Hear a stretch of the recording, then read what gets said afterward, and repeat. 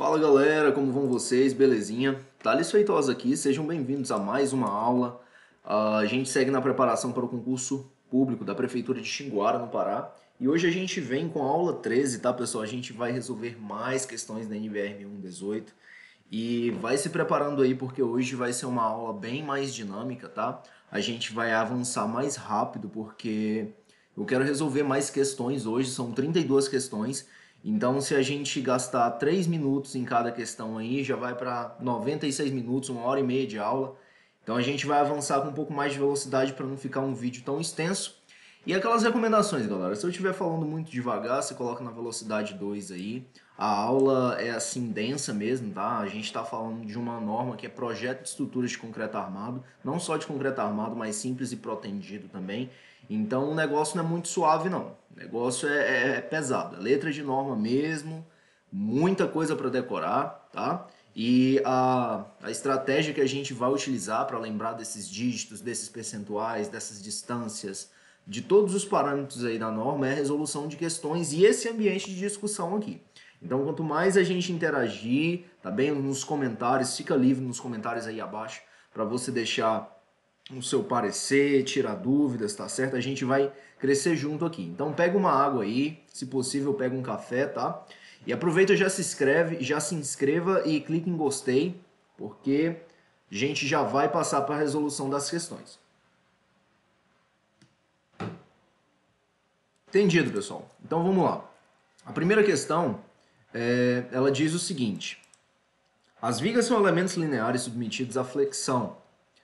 As vigas são elementos lineares submetidos à flexão. A gente já vê que tem uma incorreção aqui na digitação da questão, enfim, de acordo com a NBR 6118. Com relação a esses elementos estruturais, quais elementos? As vigas. Julguem o item a seguir. A deformação de um elemento estrutural se expressa na curvatura do eixo da peça. Pessoal, isso aqui a gente sabe que procede, certo?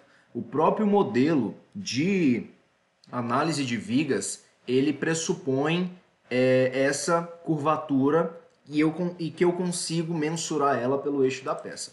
Então isso aqui tá certinho. Separei umas questões mais simples, tá? Só para a gente ir revendo os conceitos mesmo, aqueles parâmetros que mais caem. É o objetivo dessa aula. Então vamos lá, questão 2. Uma estrutura em concreto armado que serve de suporte para uma dutovia está apresentando um processo de deterioração denominado lixiviação.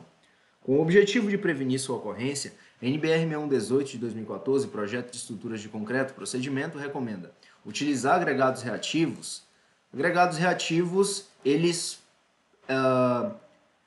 provocam a ocorrência da reação chamada reação álcali agregado. Então, não é o nosso objetivo aqui. Aumentar a despassivação. Despassivação é um processo que perde as propriedades da armadura, pessoal. A despassivação ela pode acontecer pela carbonatação ou pelos íons cloreto, tá? Pelos íons cloro. Então, não é o nosso objetivo também aumentar a despassivação. Criar uma reação álcali agregado, eu vou criar uma reação álcali agregado se eu tiver esses agregados reativos aqui, coisa que nós já vimos que não é nosso objetivo, não é de nosso desejo, não vai fazer bem para a durabilidade da estrutura. Proteger as superfícies expostas com hidrófugos. Opa, lixiviação, a gente vai ver, eu vou mostrar na norma para vocês agorinha aqui. A lixiviação está associado a águas puras, águas carbônicas, tá certo?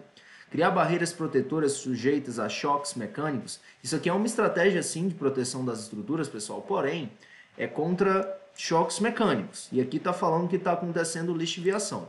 Então, o nosso gabarito vai ficar com a letra D, tá? Proteger as superfícies expostas com hidrófugos. Hidrófugos, pessoal, sempre o prefixo, o sufixo fugo vai falar de repelir, tá bem? Então, é o contrário do filos, que é a atração, tá certo? Então, hidrófilo é aquilo que atrai água, que se dá bem com água, enquanto que o hidrófugo é aquilo que repele água. Então, pessoal, o nosso gabarito aí vai ficar a letra D e a gente vai checar na norma por que aqui agora. Lixiviação. A lixiviação é o mecanismo responsável por dissolver e carrear os compostos hidratados da pasta de cimento por ação de águas puras, carbônicas, agressivas, ácidas e outras. Para prevenir sua ocorrência, recomenda-se restringir a fissuração de forma a minimizar a infiltração da água e o que? proteger as superfícies expostas com produtos específicos como os hidrófobos. Então a gente vê que está certinho. Vamos para a terceira. Segundo a NBR 6118, quando a massa específica do concreto armado não for reconhecida, e essa massa específica, pessoal, ela é reconhecida de que forma? Por meio de ensaios, tá? Por meio de aferição direta mesmo. Deve-se adotar o valor de... Então, pessoal, quando eu não conheço a massa específica de que tipo de concreto? Concreto armado, lembrar bem.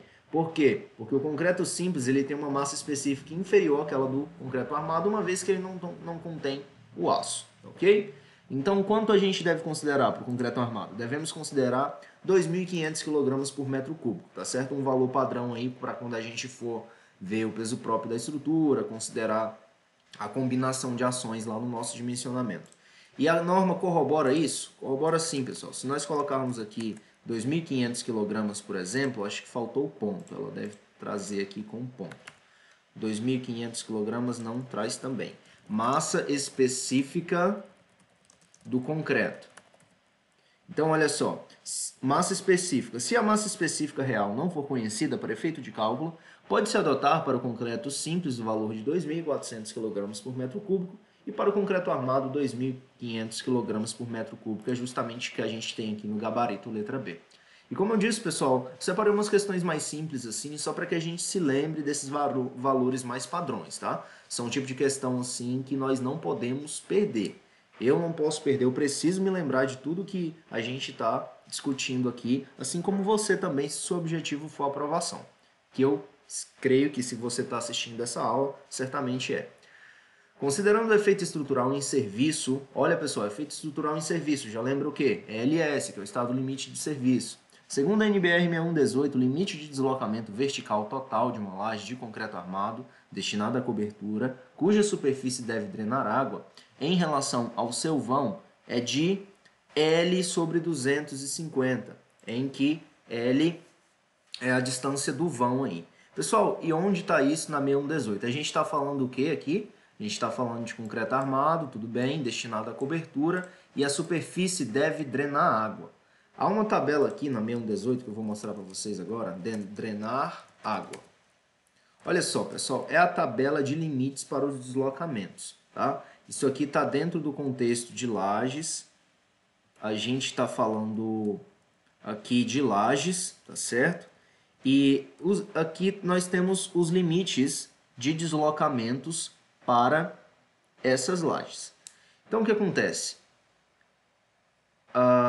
Nós estamos falando de coberturas e nós estamos falando de superfícies que devem drenar água.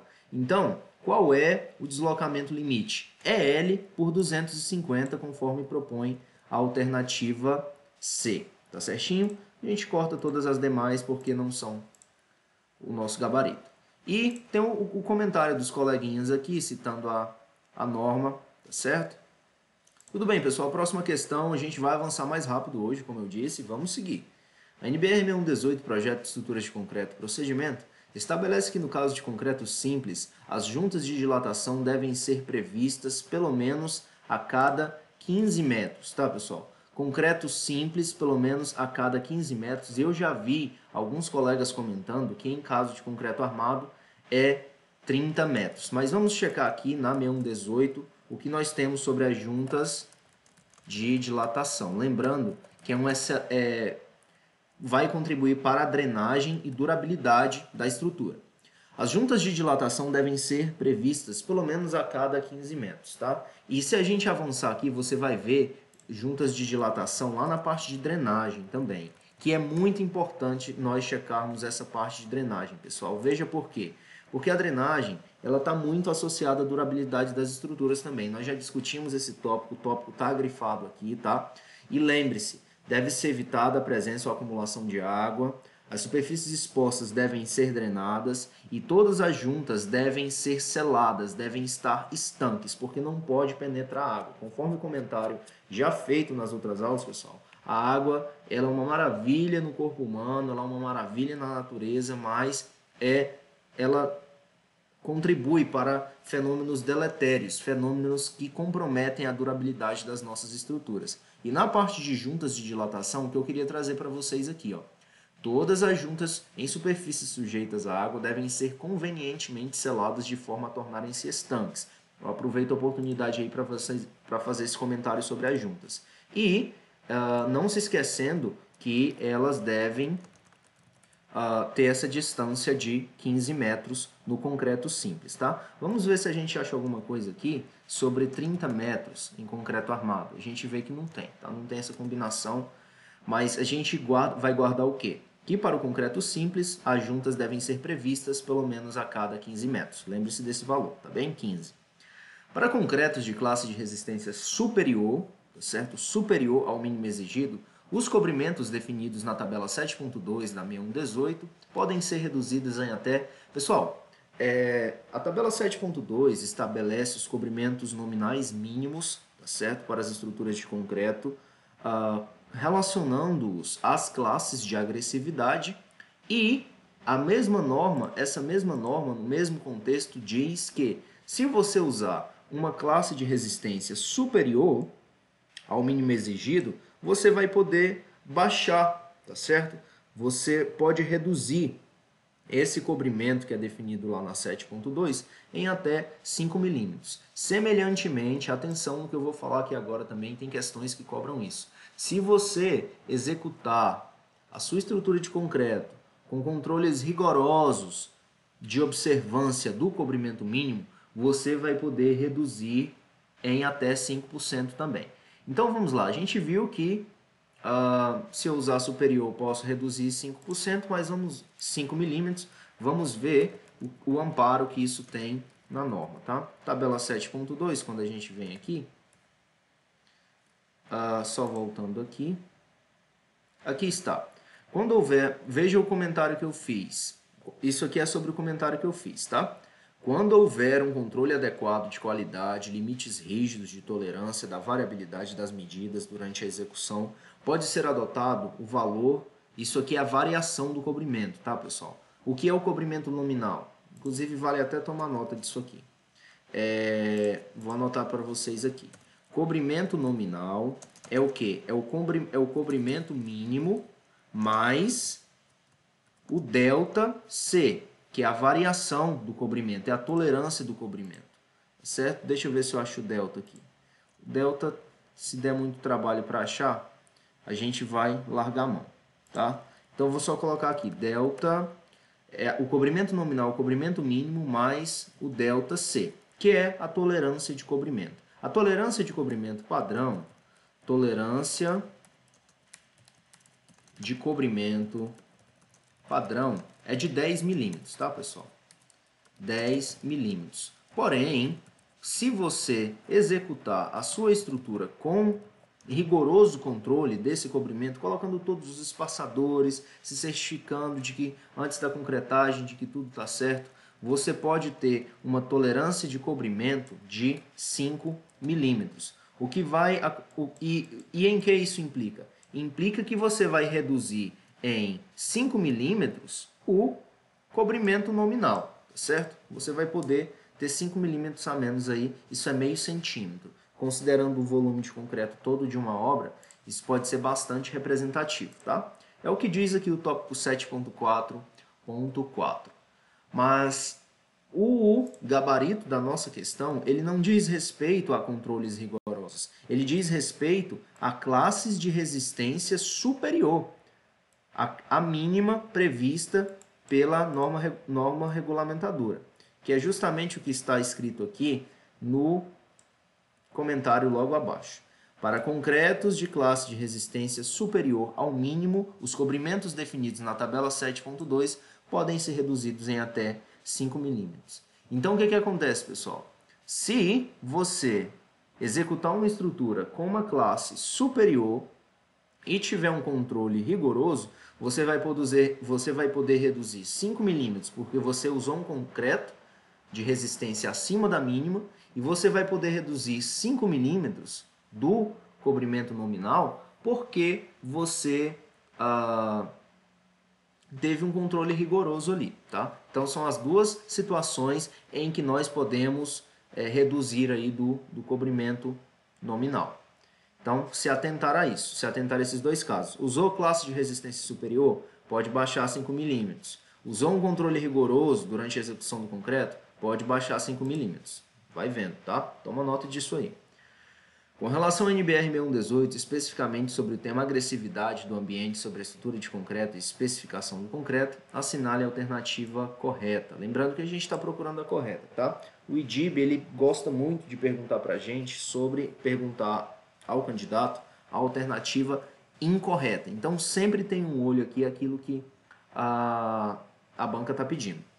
A maior relação água-cimento admitida para execução de estruturas de concreto armado é 0,75. Não procede, pessoal. A gente sabe que é 0,65, eu vou mostrar para vocês.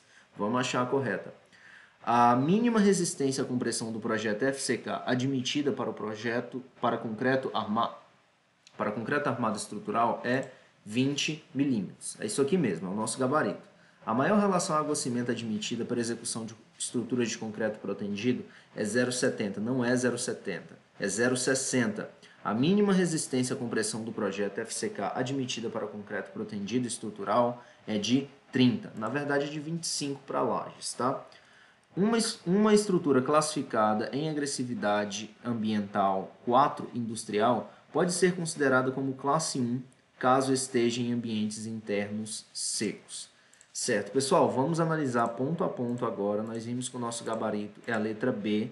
O que está correto? Tudo isso aqui, com exceção da letra B, está errado. A letra B diz o seguinte: a resistência mínima à compressão de projeto FCK admitida para concreto armado estrutural é de 20 MPa. Se a gente vier aqui justamente nessas áreas de cobrimento mínimo, classe de agressividade, a gente vê que a classe do concreto, aqui nós temos concreto armado e concreto protendido. A classe mínima é 20 MPa, ou seja, o FCK ele tem que ser maior ou igual a 20.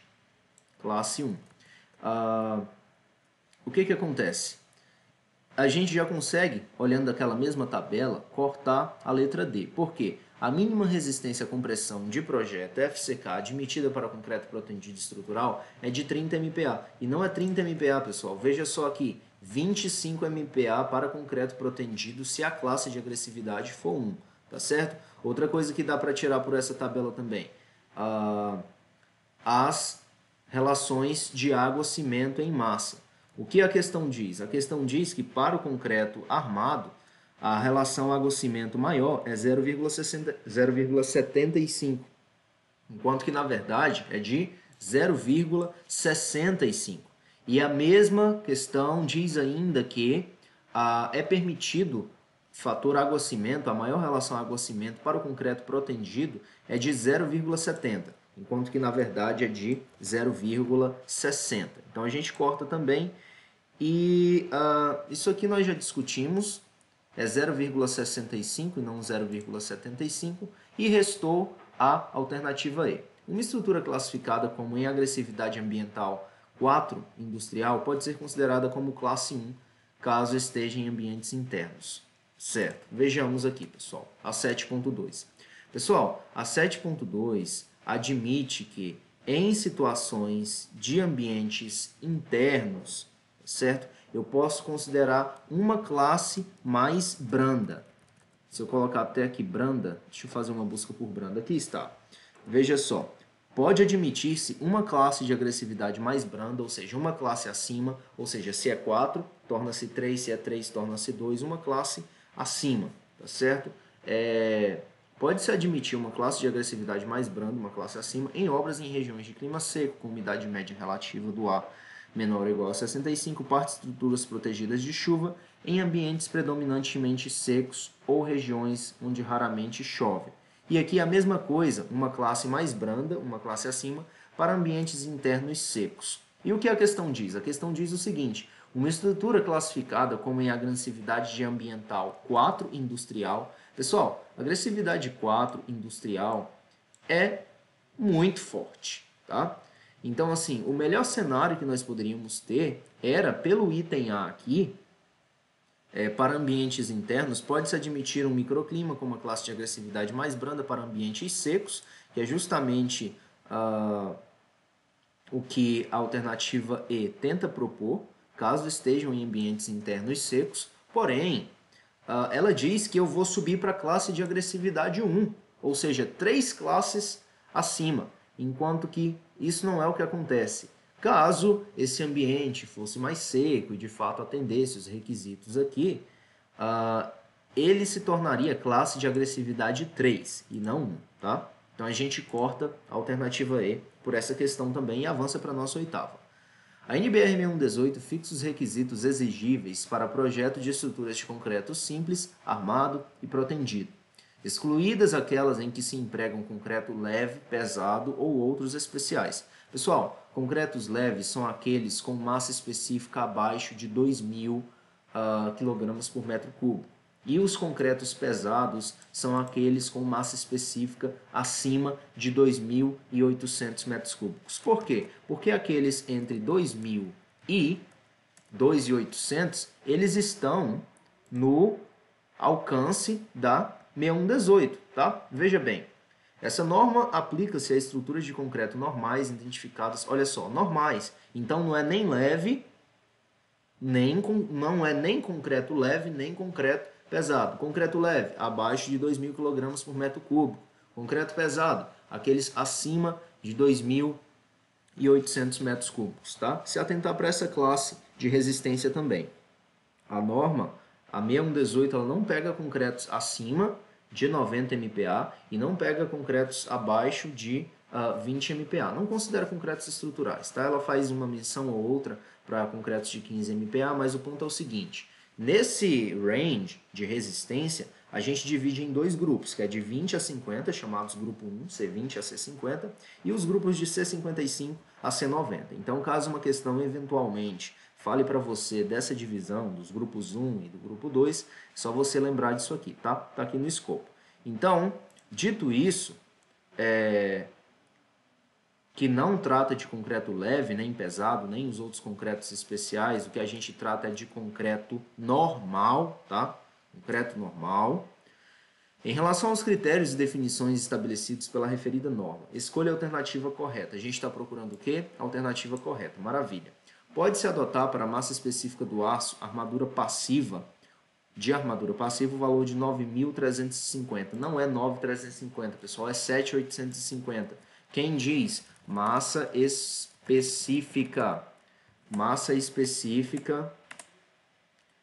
Aqui a gente tem a massa específica do concreto e logo abaixo é para a gente ter a massa específica do aço, tá? Então aqui está, pode-se adotar para a massa específica do aço de armadura passiva, isso mesmo, de armadura passiva, o valor de 7.850 kg por metro cúbico. É o que a gente tem aqui na alternativa A? Não é 7.850 que a gente tem, aqui a gente tem 9.350, corta a alternativa A. Falando dessa massa específica, vamos para a letra D, veja só. Se a massa específica real não for conhecida para efeito de cálculo, pode-se adotar para o concreto simples o valor de 2.400 metros cúbicos e para o concreto armado 2.500 metros cúbicos. Nós vimos isso aqui, certo, pessoal? A gente já resolveu uma questão, aqui está. Se a massa específica real não for conhecida para efeito de cálculo, pode-se adotar para o concreto simples o valor de 2.400 e para o armado o 2.500, belezinha? Então, esse aqui a gente sabe que é o nosso gabarito, é isso mesmo? 2.400 para o... Isso mesmo, para o simples e 2.500 para o armado. Maravilha. Para o efeito de análise estrutural, o coeficiente de dilatação térmica do concreto pode ser admitido como igual a 30 vezes 10 na menos 9 Celsius a menos 1. Não é por aí, pessoal. O coeficiente de dilatação térmica do concreto, ele é muito semelhante, ele é igual ao do aço, praticamente. A norma considera igual, tá? Vamos dar uma checada nisso? Olha só, coeficiente de dilatação térmica. A gente vai ver que, para os efeitos de análise estrutural, os coeficientes de dilatação térmica, esse aqui, o coeficiente de dilatação térmica, a gente está no tópico 8.2.3. Olha só, o contexto imediato é o concreto. Então, esse aqui é o coeficiente de dilatação térmica do concreto. Para os efeitos de análise estrutural, a gente vai considerar o quê? 10 na menos 5 por Celsius, ou 10 na menos 5 Celsius a menos 1. E para o coeficiente do aço, tá? Vamos achar o coeficiente de dilatação térmica do aço agora. A gente está ainda no concreto. e vai avançar para o do aço. Então, veja bem, o valor de 10 na menos 5 Celsius a menos 1 pode ser considerado para o coeficiente de dilatação térmica do aço de temperatura menos 20 a 150 graus Celsius, que é o intervalo de temperatura que a gente trabalha aí, tá? Pessoal, nesse sentido, é o seguinte, vocês notem que, para os fins de análise estrutural, o coeficiente de dilatação térmica do aço e do concreto, eles são os mesmos. Isso permite a solidarização, a harmonia, permite que tanto concreto e aço trabalhem junto, trabalhem de modo harmônico. Essa é a maravilha do concreto armado. Porque se houve uma variação de temperatura de 10 graus e se eles têm os mesmos coeficientes de dilatação térmica, o que o aço dilatar, o concreto vai dilatar. Isso impede a criação de tensões internas. E esse é o desafio do pessoal da ciência dos materiais, da engenharia dos materiais, porque muitas vezes você tem dois materiais com propriedades excelentes que, caso fosse possível eles trabalharem juntos, você teria um novo rol de possibilidades aí de engenharia, mas o que acontece? Quando você põe os dois juntos, eles não trabalham justamente pelo coeficiente de dilatação térmica. Então vamos supor, você tem um polímero e uma cerâmica lá, que os dois eles poderiam casar perfeitamente, mas não casam porque têm coeficientes de dilatação térmica distintos. Então, visto essa parte, não é 10 na menos 10. Aqui a gente está falando do coeficiente de dilatação térmica do aço. O coeficiente de dilatação térmica do aço é 10 na menos 5 e para o intervalo de temperatura é de menos 20 a 150. Então isso aqui não procede não. Se a massa específica do concreto não for conhecida, isso aqui nós já vimos que é o nosso gabarito, letra E. O módulo de elasticidade deve ser obtido em ensaios ou fornecidos pelo fabricante. Na falta de dados específicos, pode-se considerar o valor de 1000 GPa para fios e cordoalhas. Pessoal, fios e cordoalhas a gente está falando de que aqui? De concreto protendido. Então, o que a gente vai procurar na norma é o módulo de elasticidade para as armaduras ativas, tá? Módulo de elasticidade para as armaduras ativas. E esse aqui, na falta de ensaios ou valores fornecidos pelo fabricante, o módulo de elasticidade do aço pode ser admitido igual a 210 GPa. Porém, se eu fizer uma busca aqui por 200 GPa, veja só, o valor do módulo de elasticidade deve ser obtido em ensaios ou fornecidos pelo fabricante. Na falta de dados específicos, pode-se considerar o valor de 200 GPa para fios e cordoalhas. Então, para fios e cordoalhas, eu vou utilizar 1000 GPa? Não vou utilizar 1000 GPa, eu vou utilizar 200 GPa, que é gigapascal, tá? Outra coisa que a gente pode tomar nota aqui, pessoal, veja bem, módulo de elasticidade para concreto armado. É quanto? 200 gigapascal.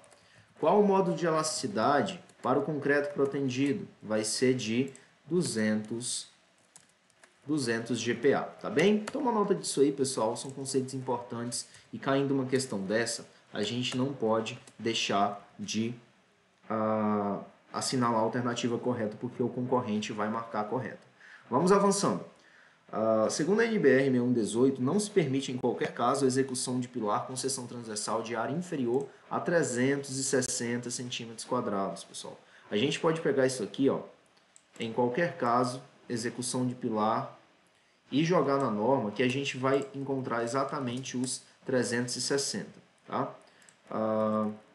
360, vou mostrar aqui para vocês. Qual a seção mínima do pilar? 19. Essa é a regra. Qual a seção mínima em casos especiais? 14 centímetros. Você vai aplicar o coeficiente de majoração. Isso aqui a gente viu. E qual a seção mínima qual a área mínima da seção transversal? Não se admite, não se permite pilar com seção transversal de área inferior a 360 centímetros quadrados, gabarito letra D. Não tem nem o que discutir nas demais, tá? No que concerne aos estados limites, a ABNT 6118 de 2014, Projeto de Estruturas de Concreto e Procedimento, apresenta estado no qual, em um ou mais pontos da seção transversal, a tensão normal é nula, não havendo tração no restante da seção. Pessoal, aqui nós temos uma definição de estado limite de serviço, tá? E que definição é essa? É um estado no qual um ou mais pontos da seção transversal, a tensão normal é nula, não havendo tração no restante da seção. Então, a que estado limite a qual estado limite de serviço, essa definição se adequa. É aquela de descompressão, tá? A tensão normal é nula, ou seja, não há tensão normal. Portanto, não há compressão. Se não há compressão, descompressão.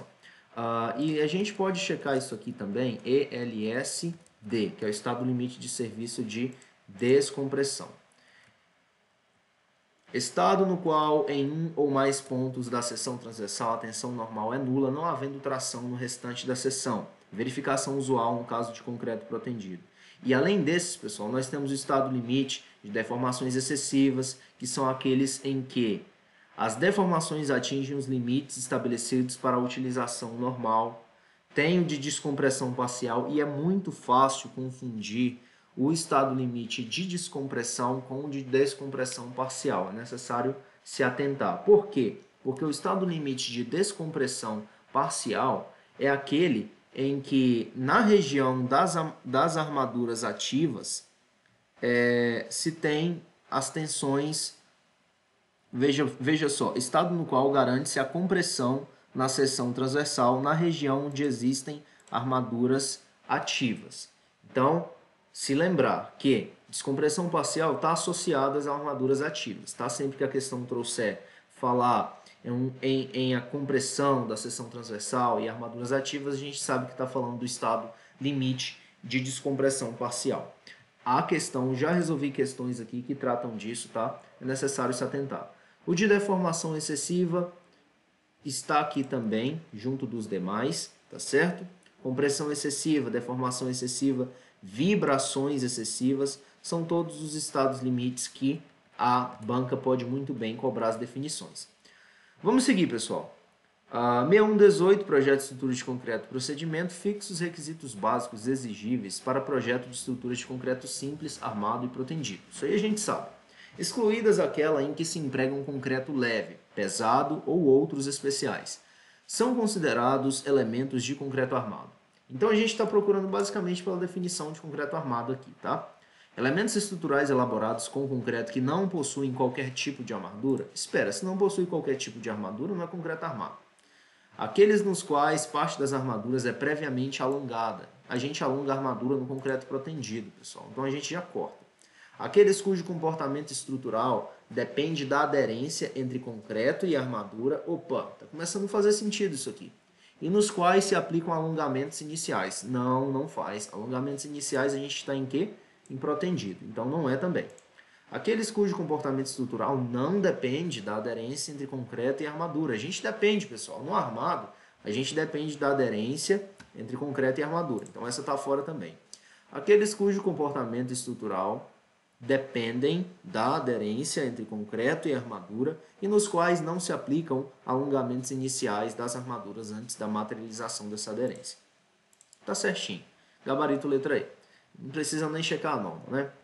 Mas caso haja dúvida, depende da AD. Vamos ver se a gente acha alguma coisa aqui. Aqui está. Elementos de concreto armado. Aqueles cujo comportamento estrutural depende da aderência entre concreto e armadura e nos quais não se aplicam alongamentos iniciais das armaduras antes da materialização dessa aderência. Qual é a definição do concreto protendido? São aqueles nos quais parte das armaduras é previamente alongada por equipamentos especiais de proteção, com a finalidade de, em condições de serviço, impedir ou limitar a fissuração e os deslocamentos da estrutura, bem como propiciar o melhor aproveitamento de aços de alta resistência no estado limite último. Aí está a definição de concreto protendido. Voltando para as nossas questões, pessoal, acho que a gente vai precisar um bloquinho de notas aqui, tá? Para responder essas. Então vamos lá. Sobre o estado limite de utilização do concreto. Analise as proposições abaixo. Está relacionado à ruína estrutural? Não está, pessoal. A ruína estrutural, ela está associada ao ELU, que é o estado limite último. Está relacionado à durabilidade, aparência e conforto do usuário? Opa, aí sim. Está relacionado a isso sim, conforme a gente vai checar na norma. Verificação da fissura, deformação, abertura de fissura, descompressão e da vibração excessiva são alguns estados limites de serviço abordado pela NBR. Foi o que a gente acabou de ver, foi ou não foi, pessoal? Descompressão parcial, descompressão, estado de descompressão, estado de limite de fissuras, tá? Tudo isso aí. E a quarta, os limites para fissuração são estabelecidos em função da classe de agressividade ambiental. Isso aqui é verdadeiro também, isso aqui procede, pessoal. Nós temos a tabela limite de fissuras. Fissuras em que estabelece, conforme a classe de agressividade ambiental, 0,2, 0,3 milímetros tende a estar sempre abaixo dessas faixas, tá? A gente vai chegar lá agorinha, chegando, posso mostrar para vocês. Parece que vai chegar ao fim da norma, mas não vai chegar a tabela. Então, deixa eu colocar assim, 0,4 milímetros. Aqui está. Exigências de durabilidade relacionadas à fissuração e à proteção da armadura. Então, pessoal, conforme a gente avança nas classes de agressividade ambiental, o concreto simples nós não temos nenhuma exigência, tá? Quanto a limite de fissuração. Mas para o concreto armado, na classe de agressividade ambiental 1, as fissuras só podem abrir até 0,4 milímetros, classes 2 e 3 só até 0,3 e classe 4, limite é de 0,2, tá certo? Isso aqui, conforme se avança, conforme se tem um ambiente mais agressivo, menor deve ser a abertura da fissura. E para os concretos protendidos, já se parte de 0,2, ou seja, o limite de abertura de fissuras ele é sempre mais conservador para o concreto protendido. Tá bem? Então vamos lá. Conforme o nosso bloco de notas aqui, a gente fica com o que, pessoal? Com 2, 3 e 4, gabarito letra D, tá certo? Vamos avançar. No projeto estrutural em concreto armado, em que? Concreto armado, maravilha. Quando detalhamos os pilares, precisamos atentar para o que a NBR 6118 de 2014 preconiza sobre os valores mínimos que devem ser respeitados nos detalhamentos dessas peças. Então, valores mínimos. Com relação a esses valores mínimos, é verdadeiro afirmar que a taxa de armadura máxima de pilares é 8%, o que corresponde ao dobro disso nas emendas por transpasse. A taxa... Pessoal, o que a letra A está dizendo é que a taxa de armadura máxima de pilares é de 8%, até aqui está verdadeiro. Só que está dizendo que corresponde o dobro disso. Aqui a letra A está dizendo que o dobro disso é permitido nas emendas. Então é como se eu tivesse uma taxa de armadura máxima de 16%. E não é o que a gente tem. Se a gente vê aqui em a armadura máxima, ou melhor, pilares, certo? E a gente... Como é que eu vou fazer para chegar lá? Nós temos a taxa de armadura, é 0,08. 0,08. Aqui está, pessoal, valores máximos. A área de aço máxima, 0,008 por 0,008 área do concreto. Se eu colocar isso aqui em porcentagem, vai ficar o quê? 8%. Multiplica por 100 em cima e embaixo a gente tem 8%.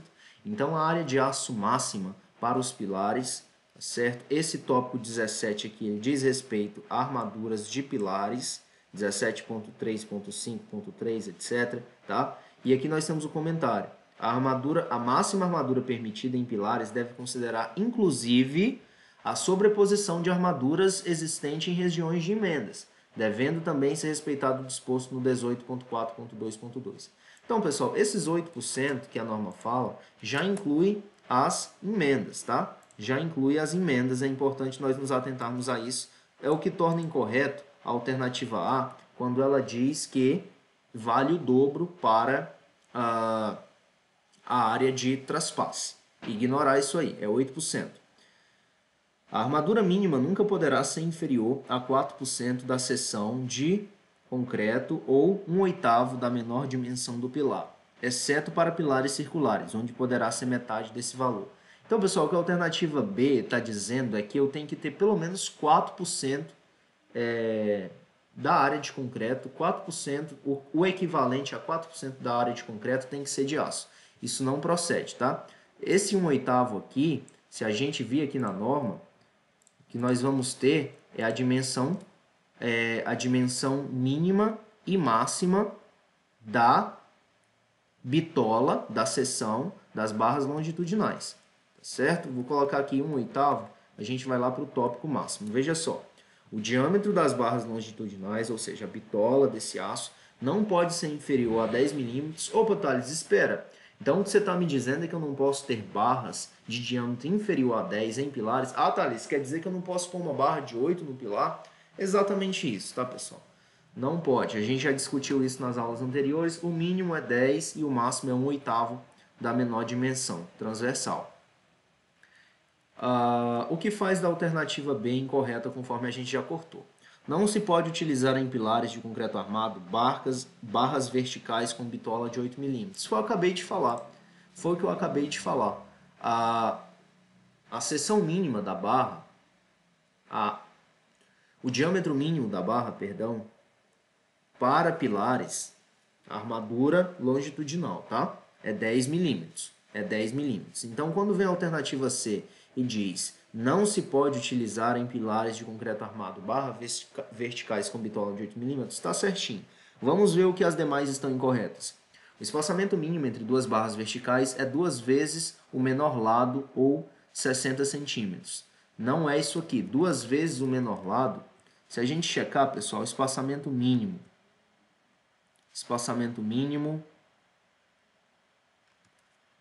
2 vezes. Olha só, aqui a gente está falando de furos de vigas, mas lá em pilares ainda, nós vemos que não procede. Aqui está, o espaçamento máximo entre eixos das barras ou de centros de feixes de barras deve ser menor ou igual a 2 vezes a menor dimensão no trecho considerado sem exceder 400 milímetros. Pessoal, resumo da história. As barras em um pilar, as barras na seção transversal de um pilar, elas, em primeiro lugar, não podem estar mais distantes que 40 centímetros uma da outra. É a primeira verificação que vai ser feita. E não podem estar mais distantes 2 vezes a menor dimensão. Então, por exemplo, se você tem um pilar de 14, as barras nesse pilar elas não podem estar mais que 28 centímetros distante uma da outra. Por quê? Porque é 2 vezes 14, que é a menor dimensão.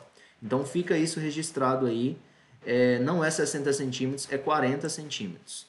O espaçamento mínimo entre duas barras verticais é 2 vezes o menor lado, ou 40 centímetros, e não 60. Será considerado pilar parede aquele em que um lado exceder 8 vezes o outro lado. Não são 8 vezes, pessoal, é 5 vezes, conforme diz a norma, pilar parede. Veja só, fazer a busca pilar parede, a gente não tem. Se eu colocar aqui então 5 vezes, 3,5 vezes, parede,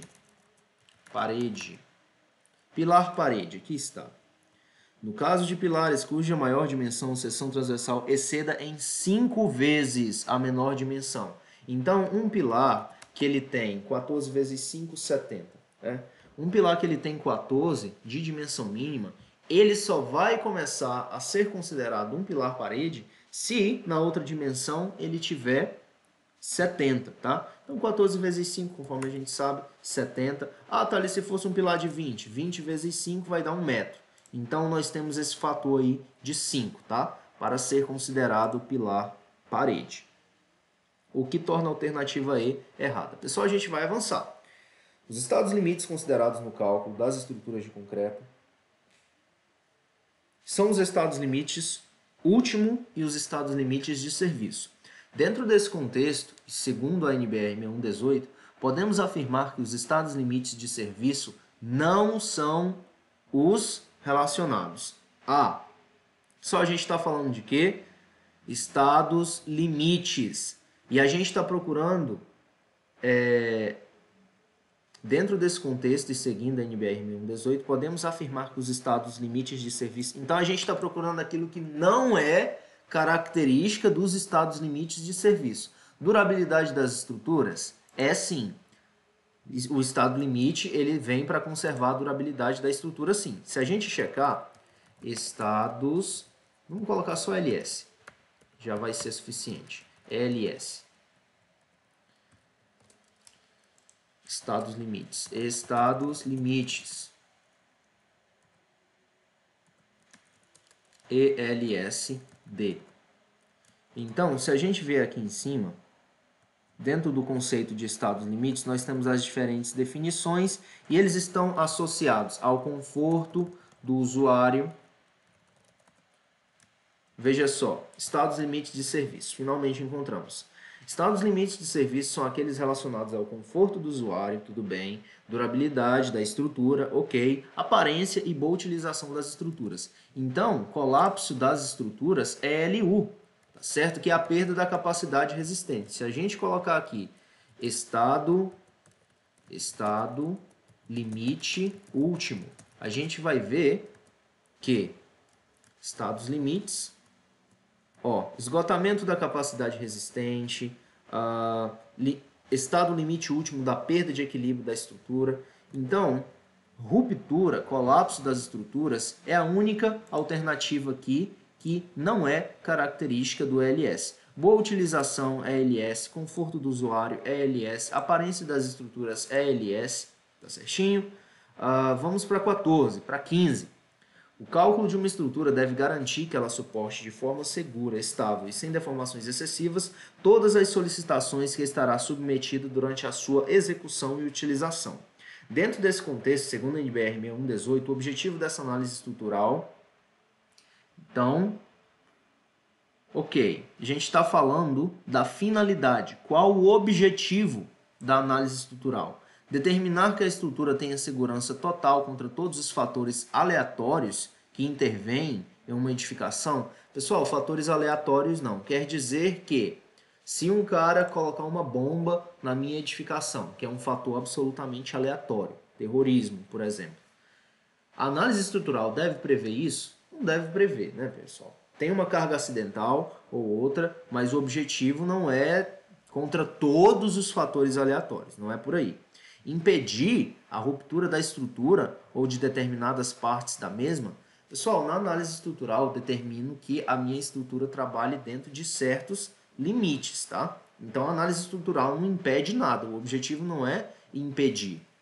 Impedir a ruína da estrutura ou de determinadas partes da mesma devido a deformações excessivas e fissuras inaceitáveis. Pessoal, novamente, não impede, tá? A análise não impede nada, não. Garantir a análise, ela analisa e dá um contexto para que se dimensione a estrutura contra certas previsões, certas cargas. Você cria, simula um ambiente controlado, fala, não, a condição de operação dessa estrutura vai ser essa e essa e essa. E a partir daí se segue o dimensionamento. Garantir com segurança total que a estrutura mantenha certas características que possibilitem a utilização satisfatória da construção durante sua vida útil para as finalidades às quais foi concebida.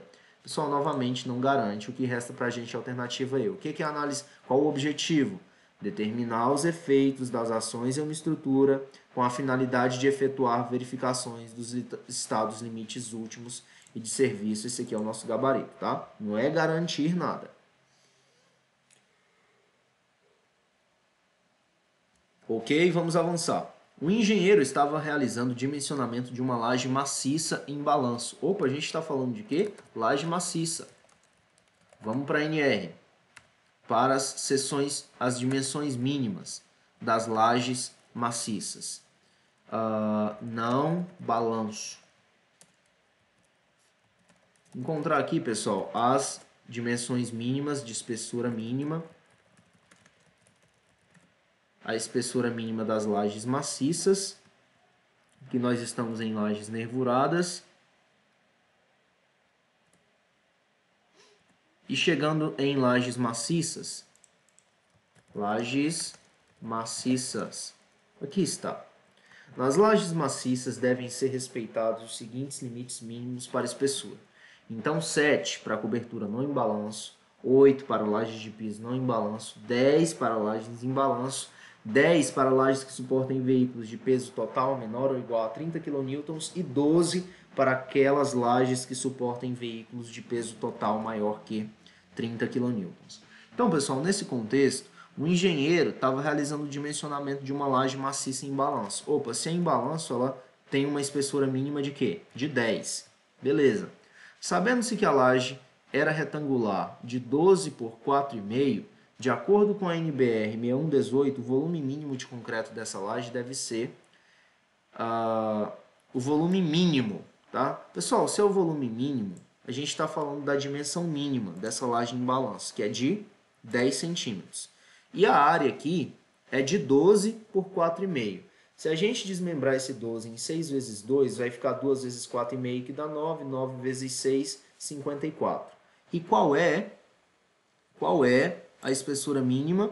É 10 centímetros para lajes em balanço. Então, a gente tem uma área de laje de 54 metros quadrados e uma espessura mínima de 0,10. Ou seja, 54 vezes 0,10 dá 5,4 metros cúbicos, que é o nosso gabarito, tá? Não tem muito segredo aí não. É só calcular a área e multiplicar pela espessura mínima. 17. Segundo a NBR 6118, projeto de estruturas de concreto nas lajes maciças devem ser... Atropelei a vírgula.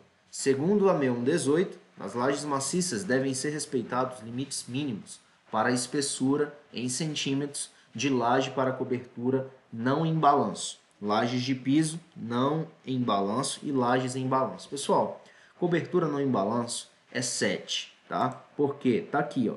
Nas lajes maciças devem ser respeitados os seguintes limites mínimos para as espessuras. 7 centímetros para cobertura não em balanço. Então, a única, se é respectivamente, é uma depois da outra. Primeiro é a cobertura, depois é piso não em balanço, depois balanço. A única que começa com 7 aqui é a letra B, que é o nosso gabarito. E a gente vê que 8 para lajes de piso não em balanço, tá certinho, conforme aqui a norma. E lajes em balanço a gente vê que é 10, que é a letra C. Gabarito, letra B. Vamos avançar para 18.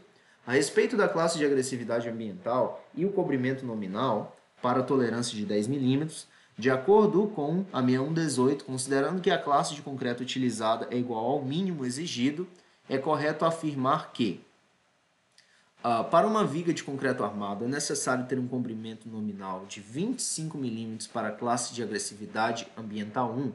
Pessoal, é o seguinte, para resolver essa questão aqui, a gente precisa checar a tabela 7.2, tá? Que estabelece o quê? Os cobrimentos conforme a classe de agressividade ambiental. Aqui está. Então, esses aqui são os cobrimentos mínimos, de acordo com os ambientes. Vamos checar a primeira. Para uma viga de concreto armado, é necessário ter um cobrimento nominal de 25 milímetros para a classe de agressividade 1. Isso aqui, pessoal, procede, tá? Por quê? Porque se eu vier aqui, classe 1, concreto armado, laje, 25 milímetros. Então, classe 1, concreto armado, a gente está falando de uma viga e não de uma laje, 25 milímetros, tá? Ah, Thales, mas como é que eu vou saber dessa tabela toda na prova? Pessoal, dá para saber. Eu vou ensinar a técnica para vocês, é a técnica do Sudão mesmo. O Sudão, dizem que os sacerdotes, os monges, enfim, os praticantes lá daquela religião, eles pegam o livro e ficam lendo. E a única maneira de decorar essa tabela é fazer ela vezes e vezes, tá? Eu vou ensinar a técnica aqui para vocês. Para a classe de agressividade ambiental 1, 2, 3 e 4. Lá na sua prova, você só vai colocar isso aqui, tá? 1, 2, 3 e 4. E você vai fazer o seguinte, 20, 25, salta 2, 25 e 30.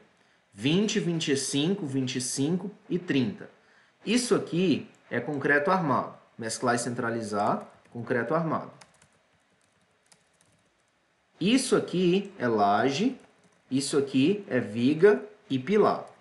Tá? Presta atenção na técnica, presta atenção.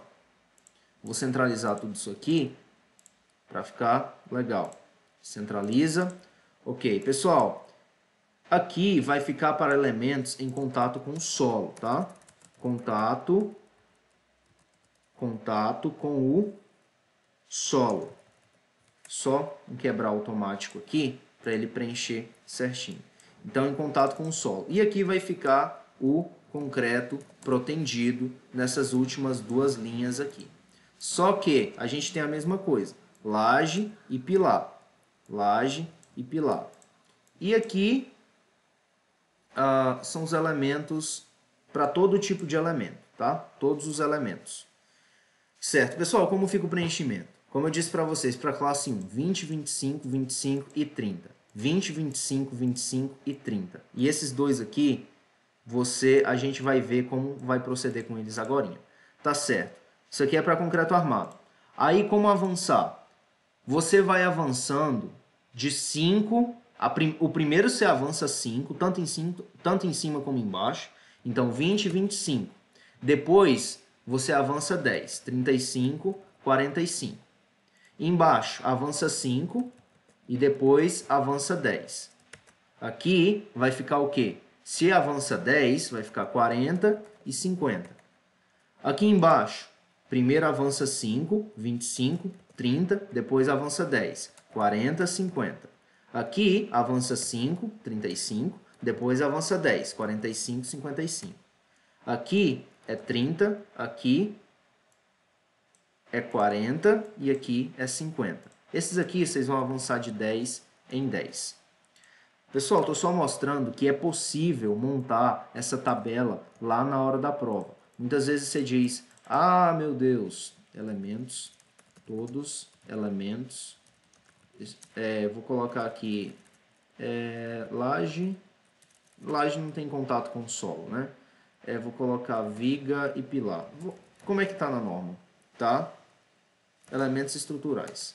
Então, elementos estruturais. Pessoal, como eu disse para vocês, o bizu é o seguinte, 20, 25, 25, 30. Desenhem, esse traçado aqui tem que ter na cabeça de vocês. Tem de praticar desenhar essa tabela até lembrar, tá? Desenhe ela 10 vezes. Eu fiz isso, pessoal. Eu desenhei essa tabela 10 vezes ou mais, tá? 10 vezes ou mais, sem dúvidas. E eu consigo desenhar ela sem precisar olhar agora. Então não tem outro caminho mesmo não. É fazer vezes e vezes e vezes e vezes. Dica para você, faz o seguinte, ó, coloca 1, 2, 3 e 4.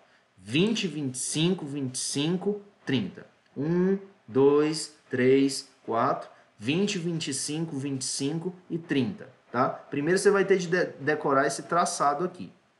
Aí depois avança 5, 25 e depois avança 10, 35, 45. Aqui embaixo avança 5, 25, 30, depois avança 10, 40, 50. A mesma coisa cá para baixo.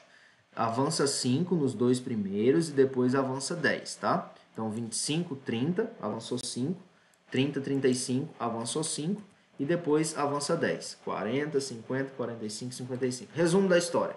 Isso aí tem de decorar. Não tem outro jeito não, tá bem? O que deixa pra gente o gabarito letra A. Se a gente for checar todas essas outras alternativas, eu vou checar só a B com vocês. A gente vai ver que está incorreto. Para uma viga de concreto armado, é necessário ter um cobrimento nominal para a classe 1 de agressividade. Olha, concreto armado está na parte de cima, então 20 e 25. Para uma viga de concreto armado é necessário ter um cobrimento nominal de 30 para a classe 1. Não é de 30, é de 25, conforme a gente pode checar aqui. Concreto armado, viga, classe 1, 25, tá? Pessoal, é possível. Manda ver aí que vai sair. Gabarito letra A. No concreto simples, as juntas de dilatação devem ser previstas segundo a 6118. A gente já viu que isso aqui é 15.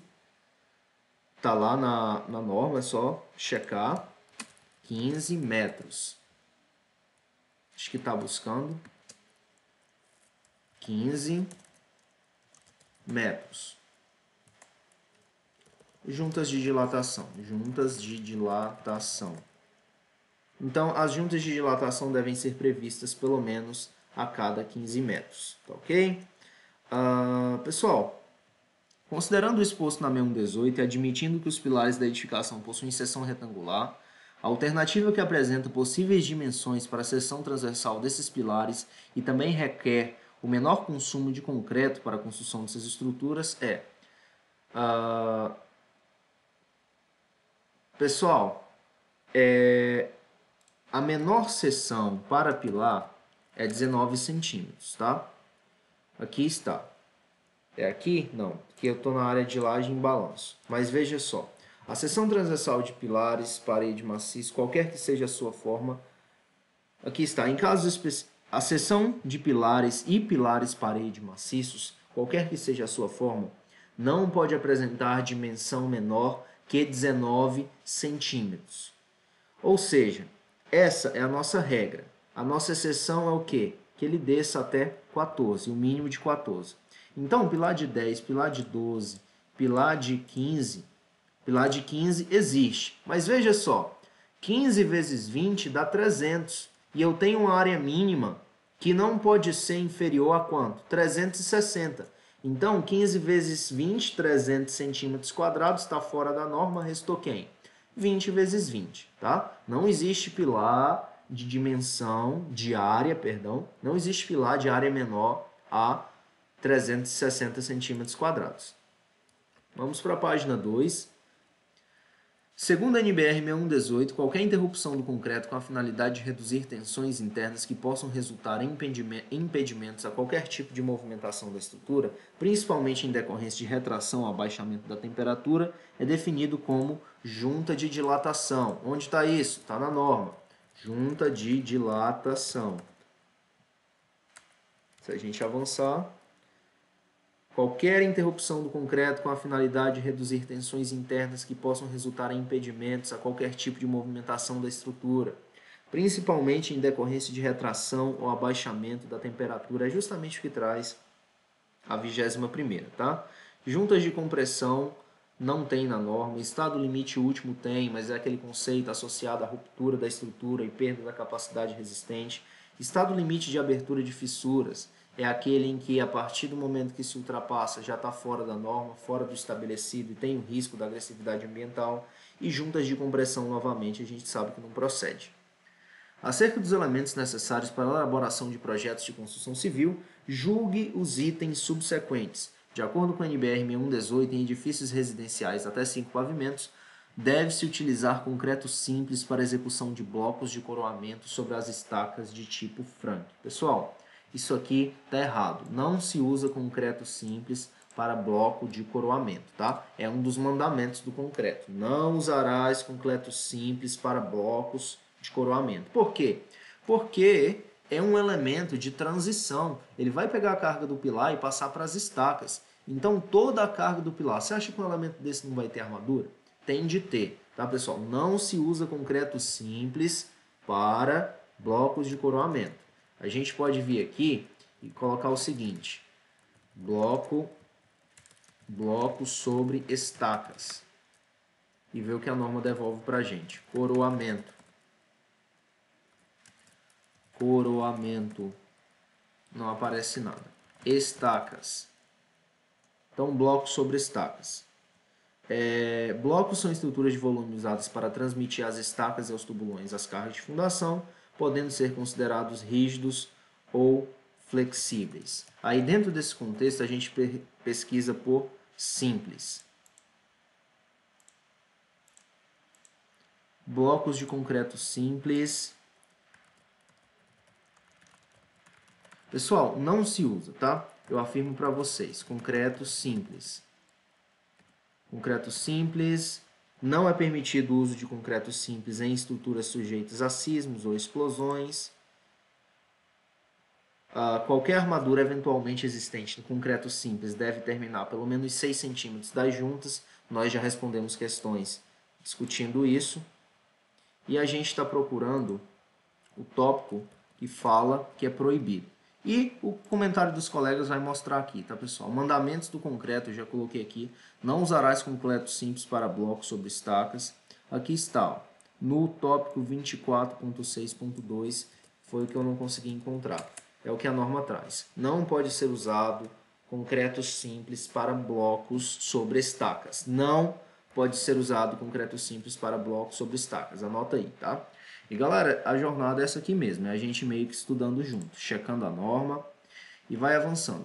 Tendo em vista a análise de estruturas de concreto armado, o elemento estrutural associado respectivamente, então aqui a gente tem o elemento estrutural e o esforço predominante, segundo a 6118. Pessoal, a 6118 aqui está de 2007, mas é de 2014, não mudou esse respeito, tá? Arcos, eles são sujeitos à compressão e não à torção. Vigas, elas são sujeitas à flexão, tá certo? Pilar, ele não é sujeito à punção, ele é sujeito à compressão. Laje, ela é sujeita a cisalhamento? Não, assim como a viga, ela é também sujeita à flexão. O tirante, ela é sujeito à compressão? Não, o tirante é sujeito à tração. Onde está isso? Está na norma. E eu até tirei uns prints para vocês, mas eu vou mostrar na norma aqui mesmo. Tirante. Método das bielas e tirantes, emendas por transpasse. Olha só, aqui está, aqui no tópico 14.4. Aqui, ó, as vigas traz as definições de cada um dos elementos estruturais. As vigas são aqueles elementos em que o esforço preponderante é a flexão. Os pilares são aqueles elementos em que o esforço preponderante são as forças normais de compressão. Os tirantes, as trações são preponderantes. Os arcos, a compressão é preponderante, e aí são os principais elementos que são aqueles discutidos aqui também. As lajes, aqui não apareceram as lajes, né? Mas as lajes, elas, assim como as vigas, também estão sujeitas à flexão. Entendido? Vamos avançar para a próxima, pessoal. Qual a menor dimensão recomendada para a seção transversal de vigas de concreto armado que não foi considerada como caso excepcional segundo a NBR 6118? Então está perguntando assim, o que essa questão... Pessoal, a gente tem que ter muita interpretação de texto também, tá? O que a questão pergunta é o seguinte, olha, eu não quero saber da exceção para a largura mínima das vigas. Eu quero saber qual a regra para a largura mínima das vigas, que é 12 centímetros, tá? Tá onde isso? Tá na norma. 12 centímetros. A seção transversal das vigas não pode apresentar largura menor que 12 centímetros e das vigas parede menor que 15 centímetros. Então, se a questão perguntar para você, por exemplo, disser o seguinte, vigas paredes, elas têm espessura mínima ou largura mínima de 15 centímetros, tá certo? Não tá certo, tá errado. Por quê? Para vigas paredes, a largura menor é de 15 centímetros. Então, gabarito letra B aí, sem muita enrolação, tá, pessoal? Em projetos de estruturas de concreto armado, na falta de ensaio para obtenção do módulo de elasticidade da armadura, a BNT 6118, permite admitir que o módulo de elasticidade do aço seja... Então, a gente está falando do quê? De estruturas de concreto armado. Se é estrutura de concreto armado, a gente está falando de armadura passiva. Vocês concordam comigo? Então, vamos checar, pessoal. O módulo de elasticidade. A gente vai fazer uma busca aqui por módulo de elasticidade e vamos ver o que a gente retorna. Voltar aqui para o começo. Módulo de elasticidade. A gente está procurando pelo módulo de elasticidade do aço, certo? Módulo de elasticidade. Por que eu não coloquei módulo de elasticidade do aço? Porque pode ser que ele não encontre. Mas nessa situação do aço. Aqui, pessoal, na falta de ensaios, valores fornecidos pelo fabricante, o módulo de elasticidade do aço pode ser admitido igual a 210 GPa. Tudo bem? Isso nos deixa com o gabarito letra B. A gente pode avançar. 6118 para responder as questões 26 a 29. Nessa norma, fixou-se que a dimensão máxima característica do agregado graúdo do concreto não pode superar a espessura nominal do cobrimento em 20%, tá? Pessoal, nós temos nosso tamanho máximo aí, brita 0, brita 1, e esses agregados, o graúdo, tá? A gente está falando do agregado graúdo, tem um limite máximo em que ele pode exceder o cobrimento. Então, você tem uma viga lá de cobrimento de 30 milímetros, por exemplo. 30 milímetros. Ou melhor, vamos pegar uma de 25, que é uma em concreto armado lá na classe 2, por aí. Tá? 25 milímetros essa viga tem. Não pode exceder em 20%. Ou seja, o agregado ele não pode ter um diâmetro superior a 30 milímetros. Onde está isso na norma? Aqui está. Vou mostrar para vocês. Agregado, tamanho máximo do agregado. É só fazer uma busca por 1.2, que é o diâmetro máximo, tá? Pessoal, agregado. Se a gente não está encontrando, a gente vai vir para o comentário dos colegas que eles citam diretamente a norma, tá? Veja só, lá no 7.4.7.6, a dimensão máxima característica, isso é NBR de 2000 e... Aqui ele está falando da de 2007. Se ele postou o comentário em 2013, ele está falando da de 2007. Mas isso aqui continua válido, tá? É o seguinte, a dimensão máxima característica do agregado utilizado no concreto não pode superar em 20% a espessura nominal do cobrimento, ou seja, o diâmetro máximo é menor ou igual a 1,2 do cobrimento nominal. Seguindo, pessoal, ficou claro isso, 20% é o nosso gabarito. O agregado graúdo não pode superar a espessura nominal do cobrimento em 20%. Seguindo, de acordo com a norma 6118, a espessura mínima para lajes maciças que suportem veículos de peso total maior que 30 kN é...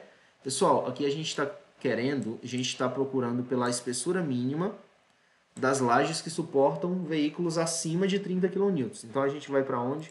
Para 6118, vi aqui 7 centímetros lajes. Ou melhor, 7 centímetros, que ela já vai nos levar para lá. Aqui está, lajes maciças. 7 centímetros para cobertura. E a gente quer veículos com peso total maior que quanto? Maior que 30 kN. Então essa laje deve ter uma espessura mínima de 12 centímetros, gabarito letra D, sem muita enrolação, tá? É letra de norma, não tem jeito, pessoal. Você pode achar que esse vídeo é entediante. Você pode achar que o professor é chato, alguma coisa assim, mas não tem a ver com o professor, não tem a ver com a questão, não tem a ver com a banca examinadora, tem a ver com o assunto, tem a ver com letra de norma. Letra de norma é isso aqui, o trabalho é esse mesmo, gabarito 12. 12 centímetros, por quê? Porque é a espessura mínima estabelecida pela norma para as lajes maciças, suportando veículos acima de 30 kN. Avançando. De acordo com a NBR 6118, projetos de estrutura de concreto, os coeficientes de segurança para a minoração das resistências do concreto e do aço são respectivamente... Pessoal, isso aqui eu vou ter de contar com o conhecimento de vocês lá da graduação, tá? Concreto armado. Para o aço é 1.15 e para o concreto 1.4.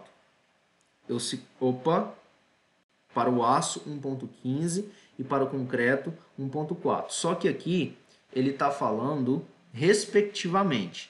Então, ele quer do concreto e do aço. Qual o meu erro aqui? Eu marquei aço e concreto. E ele quer respectivamente. Ele quer concreto e aço. Então, não é a é a C. Atentar para esse respectivamente, tá? Porque ele estabelece a ordem. Coisa que eu não atentei, conforme vocês puderam ver. A 6118 enumera algumas cargas acidentais previstas para o uso da construção. Leia, então são cargas para o uso da construção. O uso da construção. O que são esses usos da construção, pessoal? É quando você está construindo e deixa lá, por exemplo, 10 sacos de cimento no terceiro pavimento do seu prédio. Ora, 10 sacos de cimento são 500 quilos, que podem estar concentrados em uma área. Então, isso tem que ser previsto em projeto também. Tá? E o que a gente vai considerar? Onde a gente vai checar isso na norma? Aqui no 11.4.1.1. Cargas acidentais previstas para o uso da construção. Vamos lá. As cargas acidentais correspondem normalmente a gente está falando de quê? De cargas acidentais. Cargas verticais do uso da construção, cargas móveis, considerando o impacto vertical, impacto lateral, força longitudinal de frenação ou aceleração, então no estacionamento. Aí o cara tá lá na ponta do estacionamento, joga uma primeira, joga uma segunda e atinge 40 por hora dentro do estacionamento. Aí chega lá na frente, ele freia para poder pegar o acesso para o segundo pavimento, sendo que ele estava no terceiro. O que é isso, pessoal? Carga acidental, tá? Frenagem e aceleração. Força centrífuga entra também. Força centrífuga entra também. Por mais que possa parecer estranho. Avançando. Então, qual dessas aqui não é uma carga acidental para uso em construção? É força propulsora tetraaxial, tá? Em nenhum momento aqui a gente tem força propulsora tetraaxial. Inclusive, só a título de curiosidade, o que seria uma força propulsora tetraaxial? Será que a gente tem alguma imagem disso? Aparentemente é um conceito de física quântica, tá, pessoal? Enfim, não tem nada aqui sobre força propulsora tetraaxial, principalmente na 6118. Então vamos lá, para a 30ª, a gente já está finalizando. Estão relacionadas à durabilidade das estruturas, a aparência, o conforto dos usuários e boa utilização. Opa! Aparência está relacionada à ELS, tá? Se a gente ver aqui na norma, e tudo é norma, pessoal, norma, vocês vão abusar. Olha, veja bem, eu vou gravar mais 2 aulas da 6118, mas amanhã e depois de amanhã eu vou estar gravando pela 6118. Então, se você não se acostumou ainda com esse método, com a norma, é isso mesmo, não tem como fugir. Então, olha só a definição de ELS. Estados limites de serviço são aqueles relacionados ao conforto do usuário e à durabilidade. Conforto do usuário, durabilidade, aparência e boa utilização, seja em relação aos usuários ou seja em relação às máquinas e aos equipamentos suportados pela estrutura. Então, a citação constante na 6118 refere-se aos estados limites de serviço, tá? Estados laicos governamentais, isso aqui é curioso, né, pessoal? Se o acadêmico, se o candidato marcar estados laicos governamentais em uma questão que fala sobre a 6118, ele tem que ser expulso da sala. Vamos avançar. 31. Segundo a norma 6118 de 2014, uma laje maciça de cobertura, não em balanço, deve ter uma espessura mínima em centímetros de... Pessoal, laje de cobertura. Tá lá nas lajes maciças, tá? Espessura de 7 centímetros, a gente já sabe. Lajes maciças, 7 centímetros para cobertura não em balanço. Procede? Procede sim. E a 32ª, a nossa última questão. No que tange ao projeto de pilares de concreto armado, a 6118 esclarece quanto ao detalhamento das suas armaduras. Então, a gente está falando do detalhamento de armaduras de pilares de concreto armado. Nesse contexto, indicar a alternativa que não representa a armadura de um pilar. Pessoal, grampos suplementares a gente usa assim, tá? Grampos suplementares são aqueles grampos S, normalmente. Grampos suplementares pilares. Veja só, são esses aqui, ó. Esses grampos, eu costumo fazer referência a ele como grampo de travamento, tá? Por quê? Porque ele impede que essas armaduras abram, vamos colocar nesses termos. Tá? Mas eles são chamados de estribos suplementares em pilares, ou estribos suplementares, ou grampos suplementares. Isso aqui a gente usa em pilar. Armaduras transversais. O estribo é uma armadura transversal, pessoal. Quando fala transversal, é transversal ao eixo do pilar, tá? O eixo principal. A gente tem o eixo transversal e o longitudinal. Mas quando fala transversais é em relação ao eixo principal da peça, que é o longitudinal. A gente usa sim armaduras longitudinais, usamos sim também, inclusive para pilares, a seção mínima, o diâmetro mínimo das armaduras longitudinais é 10 milímetros, fica registrado. Restou quem? Armaduras contra o colapso progressivo.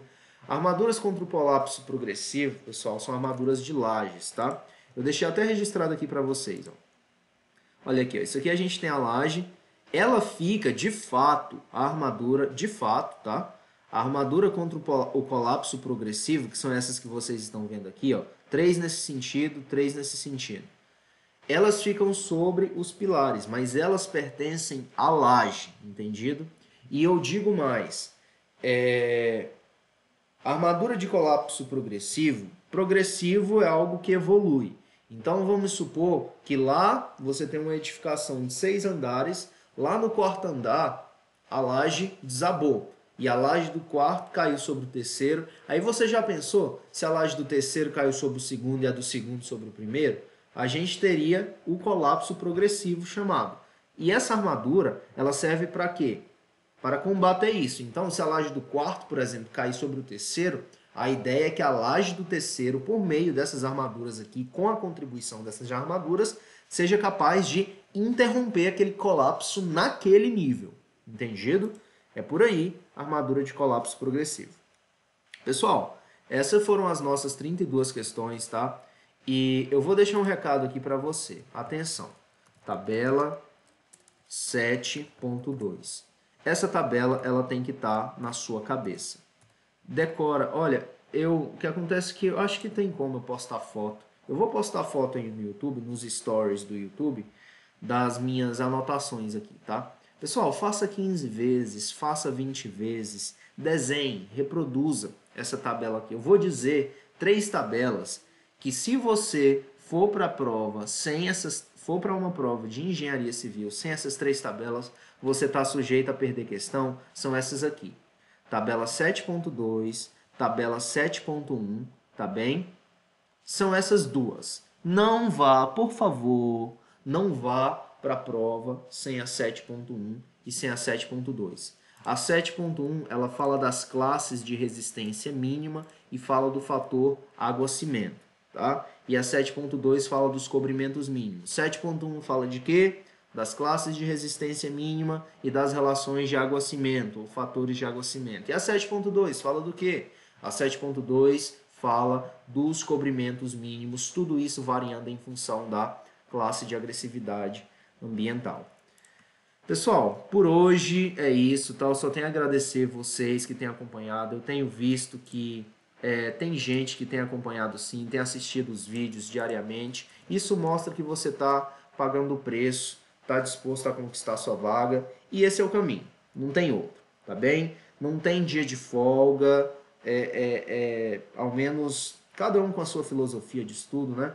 Para mim, até essa prova eu quero pegar firme, e ter a companhia de vocês aqui é muito gostoso, é bom saber que eu não estou sozinho nessa jornada, que tem colegas, companheiros estudando, isso motiva a gente, isso alegra a gente, tá certo?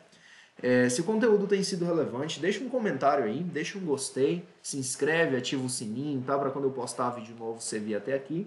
E segue a gente lá, @civilengenheiro é o Instagram que eu tenho usado, tá?